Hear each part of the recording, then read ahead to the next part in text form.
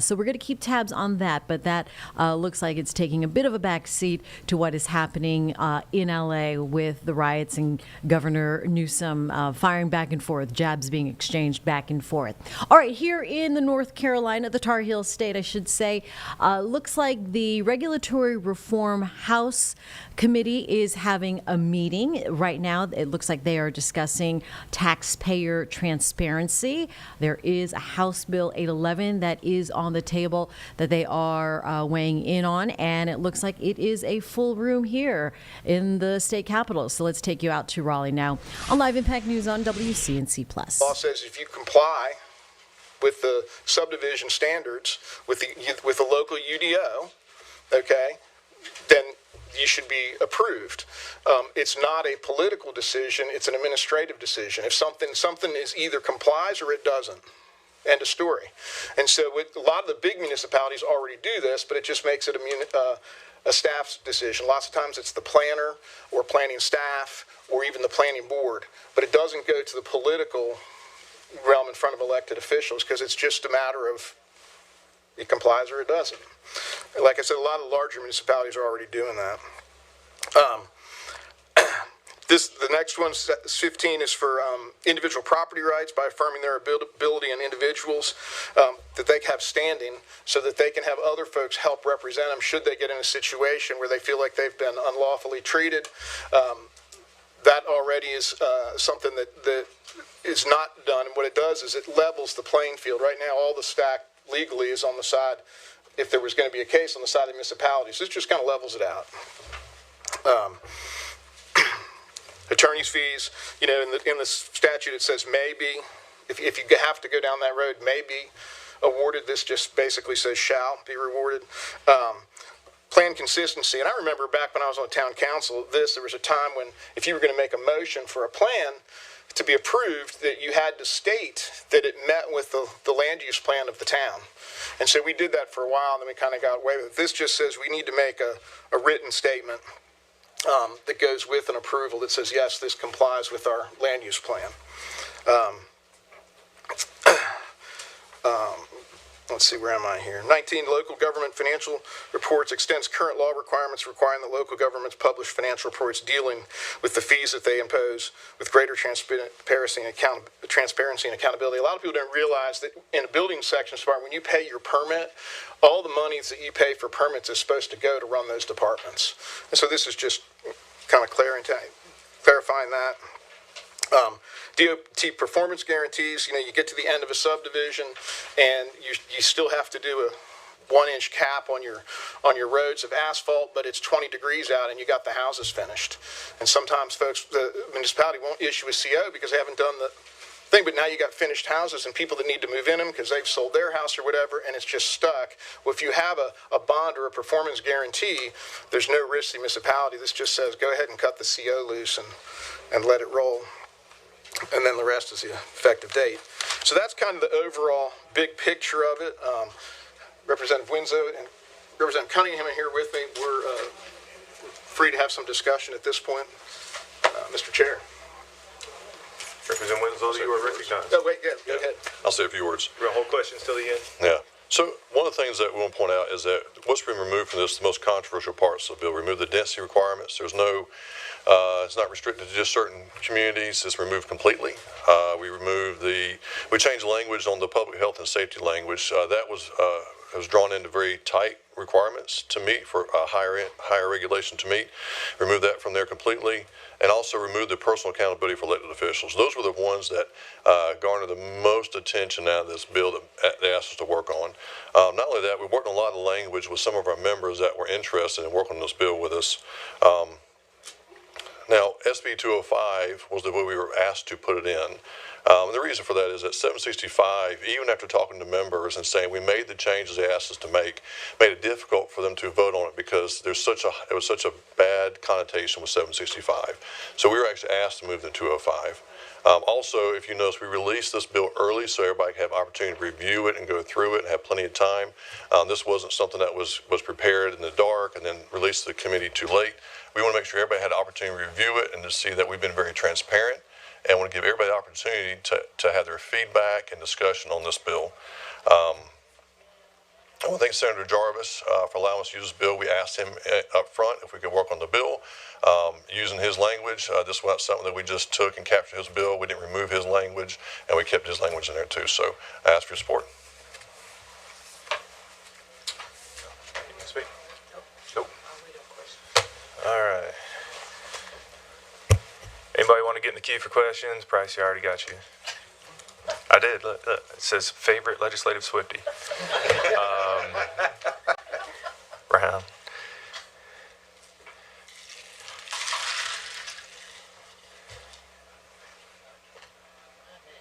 May. Okay, I'll put it. All right. In the meantime, Representative Harrison, you are recognized. Thank you. I had a couple of questions, if that's okay. Starting with swimming Recognized for a pools. series of questions. Thank you, and I recognize that the swimming pools is not y'all's bill, so I don't know if this is directed to Senator staff. Jarvis. Oh, is he here? Oh, okay. Hey, didn't see you over there. Yep. I was just wondering about section 1, prohibiting a local board of health from adopting a rule concerning a private pool that's otherwise exempt from the from DHHS.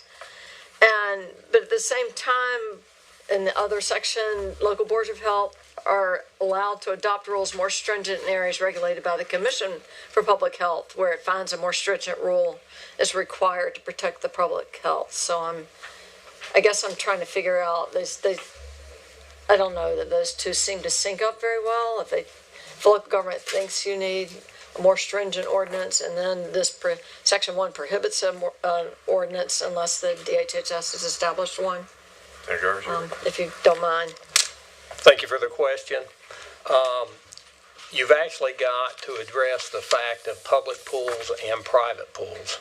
Private pools is what we do not, we feel like does not need to be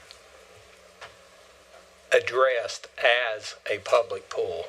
So that's what we're trying to clarify with this language. I appreciate that, and I like the analogy of the Airbnb because that puts it in perspective. Right. Okay, so I see the point. Okay, so I think I'm done with pools. Thank you. If I could talk to the sponsors about some of these, and first of all, I really appreciate y'all working with the stakeholders who have established concerns and tried to address most of them. The issues I'm hearing the most about from my local government is it still limits local government control in ways that might be a real problem. So I just wanted to ask about a couple of changes because I'm not that familiar with the process. The prohibiting the waiting periods for refiling development applications. I don't know if you talked about that. I did not. If you mind explaining that a little bit better, please. Yeah, so what happens when you go through, I'm sorry. You're recognized. Okay.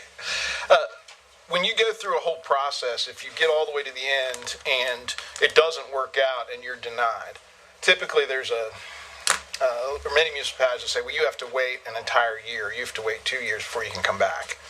And so what this does is say there's no waiting period, because what that really does is, this goes back, it's a property rights issue. Now you've got an owner who's just kind of stuck. And many times when that goes through, the developer has put it under contract. It turns down, it's a year wait, he walks away, now the owner can't do anything with his property. He's not going to be able to sell it. Can't, you know what I mean? And so this just was it's more of a property rights issue than anything. Okay, if I could follow up, these are sort of based on concerns that I'm hearing. So these may be the interpretation of the email sender rather than a ban on conditional approvals. No, it's not a ban on conditional approvals. It's a ban on asking for stuff outside of what the law allows you to ask. And so that's the only clarification, because what's been happening in some places is they ask for things that just outside of their authority. So it's just the bill really doesn't do anything to limit power. It just kind of tightens up and says, wait a minute, this is what we're supposed to be about. Okay, I believe you talked about this.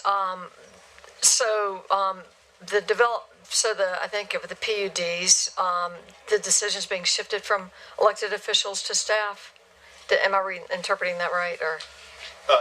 Yeah, well, yes and no. So, zoning changes always go before an elected official. Law requires that the board vote on a zoning change.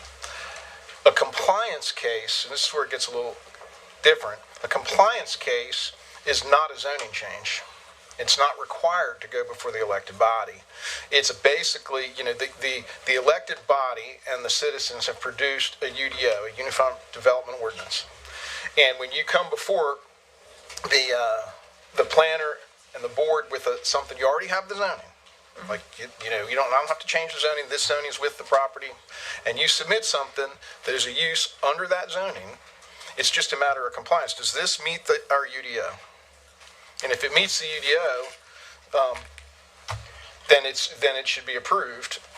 It's very specific that you should be able to get it approved. What happens is when we the staff, some municipalities will make it go before the elected board. Then it becomes a political decision. It's not about the UDO. It's about temperature in the room sometimes. And so what this does is just kind of says, and what will happen even when it does that is the planner will issue a staff report and say this complies. But that unfortunately sometimes doesn't carry the weight, doesn't carry the day, which it's supposed to, because that's why we have the UDO. So what this says is that it can be staff approval. In most of our large municipalities, this is already taking place. This is just try to take a little bit of the heat out of it. And in that same section, it's permanent. It's valid indefinitely, is what the summary says. Well, it would be that other part that says they're 3 to 5 years. It goes from 2 to 5 years for site plans before they sunset. So it would be that plan would be that site plan approval, which is what we're talking about, would be good for 5 years. And currently, it's not. 2. It's 2. Okay, that's what you're saying. It moves from 2 to 5 years. So what happens is if you get something approved and you don't act on it in 2 years, it's called a sunset clause. It's no longer valid. You got to come back to the body. What's happened is it's gotten so complex that it's really difficult to make it all happen in time. And so making it 5 years gives you a little more flexibility, particularly with market fluctuations. Okay, I think that's all for now. If I could come back I know I have comments, but I want to let other questions be asked. Absolutely. Thank you. Yes, ma'am. Representative Brown. Thank you, Mr. Chair. I have a potential series of questions, if that's all You're right. recognized for a series. Thank you. Respond to a series. All right. Thank you, Representative Zinger and all other bill sponsors on this. While I'm generally supportive of a lot of the regulations in here, I do have some concerns, and I would like to get a little bit of clarity on this, particularly about expanding the causes of action provision. I know the bill, or the law as it currently is, only applies to ordinances that are established by town councils or city councils, and the PCS in front of us expands that from ordinance to development regulation. And I looked up what a developmental regulation is in the current statute and a definition, and it's a lot of stuff. And my concern is that it's going to open up our towns and cities to a lot more lawsuits, a lot more potential legal action. I'm in Mecklenburg. We've got we have a city attorney and a lot of staff on hand to handle lawsuits like that. But I do know that we have a lot of smaller towns that may not have that ability, and it worries that it can have some potential adverse effects on some of our cities and towns. So if you just give a little bit of background on that, please. Yeah, I don't think so. I think this is a self-policing mechanism. Right now, the towns and municipalities have everything. They have the entire treasury of the taxpayer base. They have a staff attorney. They'll get appointed an attorney by the League of Municipalities if something happens. And so they're loaded for bear already. The other side is not. If you're going to do it, you need to pony up. You need to do what this does is just kind of levels the playing field a little bit. I'm not expecting a lot of lawsuits to come from this. I mean, I think it's really, Sam Colt said it best: an armed society is a polite society. And so if we even the playing field some, I just expect everybody to be a little more polite, a little more, working towards what the UDO says. Brief follow-up. Yeah, I know, and I get the disparity between the amount of attorneys. I guess my concern more is with the amount of things that you can bring a lawsuit for. And as an attorney. I always like folks to be able to bring lawsuits, but I do get concerned when you open up the scope a lot. I'm a defense attorney, so I do open up the scope because this will not just apply. It's a difference to me of a city council sitting down, making an ordinance, passing a UDO or some other type of ordinance versus this will open it up to, I'm a former member of the Zoning Board of Adjustment in Charlotte, so they could sue over a decision made by the Zoning Board of Adjustment. They can sue over so many different decisions that staff makes, and I think that just, the more causes of action you open it up to, the more lawsuits you're going to have, in my perspective. But in my perspective would be, if they just do what's in the law, there's no reason for a suit. I mean, that's, you know what I mean? Like, you don't just sue because I don't like it, or you don't just sue because, and, some attorneys would be glad to take your money to do that, but it's about following the law. All we're asking for is to level the playing field and for people to follow the law. I certainly understand the intention, and I certainly understand that most people do not want to sue if they don't have the standing to do so. But from my perspective and what I've experienced in my career is folks will feel wronged and they will bring lawsuits even if they don't have the justification. And that's where, frivolous lawsuits happen all the time. And we've done legislation to combat that. So I don't want to belabor the point, but that's just a concern that I have. And otherwise, piece of legislation that I'm generally supportive of, I do have that concern from my experience. I'd be happy to talk with you offline about it. Well, and I'd be glad to, if you've got a solution. I mean, the entire time for this whole bill, anytime anybody's saying, we said, listen, we just need a solution. So if you've got a solution for that, I'm all ears. I think you understand what we're trying to fix. And, I also heard you say, I think, that you were going to head up civil court reform. I thought. It might want to check your ears on that one, but we'll see. But no, thank y'all.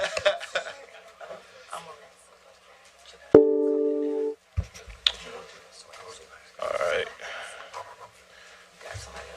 Representative Price, Yes, thank you, Mr. Chair. I have several questions. recognized for a series. Okay, thank you. First of all, I want to thank you for updating some of these the zoning requirements, because I said I wanted to thank you for updating some of the zoning requirements, but I do have some questions. So on page 12, when you bring in this at least one staff person charged with making determinations, now would this one person, or at least one person or group, would they make a determination, can they be overruled by, say, the city council or board of county commissioners on a development, or? Well, I mean, I guess ultimately they could, but, the thing is this is already happening. Like, this is already happening in a lot of the major, you don't go, every single decision that you go to the planning department for does not go before the board now. What we're saying is if it's a simple matter of compliance, the board doesn't need to be involved. They've set up a system to handle that. The person that is generally responsible for that is the town planner or the planning staff. And so numerous times over my career, I've gone in for different things. In Winston-Salem, I speak to the correct staff person. They say, do this, this, and this, and it'll comply. I do that, and they say, okay, you're approved. Here you go. Right, I understand that can happen now. That happens in Orange County. So I was just wondering why is this being put in here? Because what happens is when you go for a site plan approval, your site plan needs to meet the UDO, the Unified Development Ordinance for that community, right? That's just a compliance issue. It's just it either does or it doesn't. Right, it's an administrative. So if you move that to some municipalities will move that to the elected body. When they move that to the elected body, it's no longer about whether it meets the UDO or not. Now there's politics in it. It's the temperature of the room. People come, and all of a sudden it gets, and that's how, quite frankly, how sometimes municipalities get themselves in trouble because they go down the wrong road. This is really just to standardize it across the state. Okay, all right, that's what That I was makes wondering sense. about. Oh, yes, because Thank we you do for the this we do this already, so. Yeah, that's right. Yeah. That's right. Okay, and then under the review period for rezoning decisions, in some, as you read through this, in some cases you've got calendar days and then it's just days. And I'm looking at, something to be completed within 7 calendar days. What happens when there's, for example, which does happen, people submit something in the middle of December. Well, you just got to work through that in terms of making this all fly. But, that whole section came from working with the stakeholders. And so, you've got 14 calendar days to just look at the initial, or 7 calendar days to look at the initial approval. Then you go and say, okay, this is, once they do that, then you come back and it's like 45 and so on. So it's all these different days to make sure you get it absolutely perfect and ready to roll. Once it's ready to roll, that's when the shot clock starts, because then it's a matter of going before the planning board and then going to the council. So sometimes that happens. That happens even now. Yeah, I know. Stuff lands on a Sunday. Well, it can't be Sunday. It's going to have to be Monday. It's not big. That's not really a big deal around the state. What is delaying, putting it off, shuffling it to the bottom. This process can take years.